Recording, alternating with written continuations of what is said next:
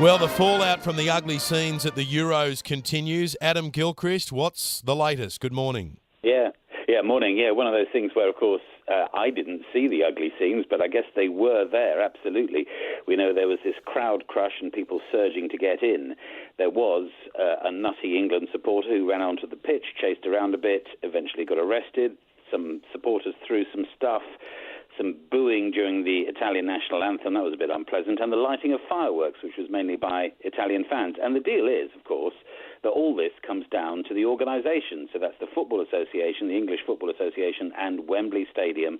They'll probably get a fine. It probably won't help England's bid for a World Cup in the future, but actually to be expected, because if you take 90,000 people in the stadium and about 20 or 30,000 outside the stadium, amongst them there are bound to be some morons. Yeah, look, I saw some images of some flooding around London. Is that right?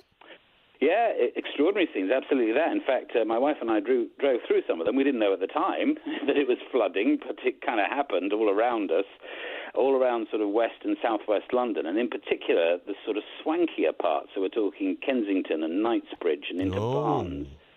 And in fact, they've seen the first sign of flooding. I mean, as in 3 tube lines had to stop and some stations had to close and people were shifting a lot of water out of their homes. Brian May included, who reckons he lost, as in the Queen guitarist, reckons he lost a lot of memorabilia to the floods.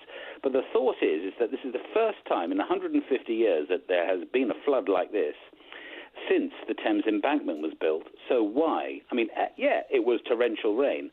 But maybe it's because of these super basements that the rich and famous are building beneath their swanky homes in Kensington and Knightsbridge. They're building their cinemas and gyms and swimming pools into the ground so that the water has nowhere to go. Maybe that's it. Well, I thought we'd lost you there for a minute, but you came back and you're probably disappearing down into Brian May's dungeon or basement, as you call it. We'll catch up tomorrow, Adam. Thank you so much, mate.